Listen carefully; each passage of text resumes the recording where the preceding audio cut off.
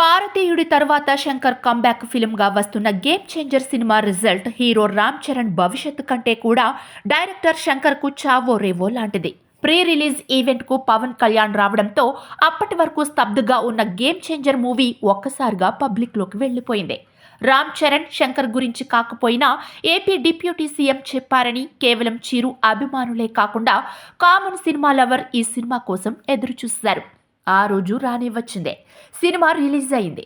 Game changer public talk ఎలా ఉందంటే మొదటి రోజు ఎక్కువగా అభిమానులే ఉంటారు. ఈ రోజు విడుదల సందర్భంగా కొంత మిక్స్డ్ టాక్ వినబడుతోంది.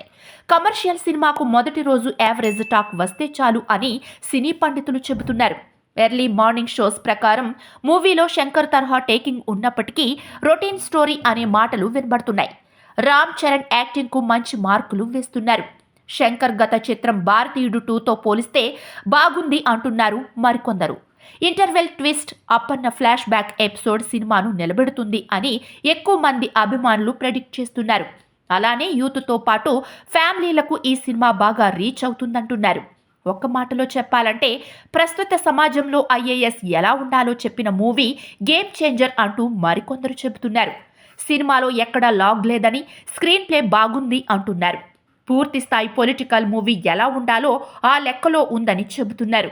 అప్పన్న ఎపిసోడ్ రాజకీయాల్లో 2 చోట్ల ఓడిపోయినప్పుడు గతంలో పవన్ కళ్యాణ్కు ఎదురైన పరిస్థితులు కొన్ని కళ్లకు కట్టినట్టు చూపించారంటున్నారు సినిమా రివ్యూయర్స్.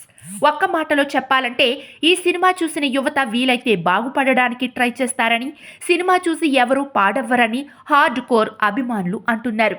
ఇది మరీ మాస్ మూవీ కాదని, క్లాస్ టచ్తో అందరినీ అలరిస్తుందంటున్నారు. ఈ మూవీ 500 కోట్ల క్లబ్బా, 1000 కోట్ల క్లబ్బా అనేది సంక్రాంతి రన్ నిర్ణయిస్తుందని బాక్సాఫీస్ పండితులు చెబుతున్నారు.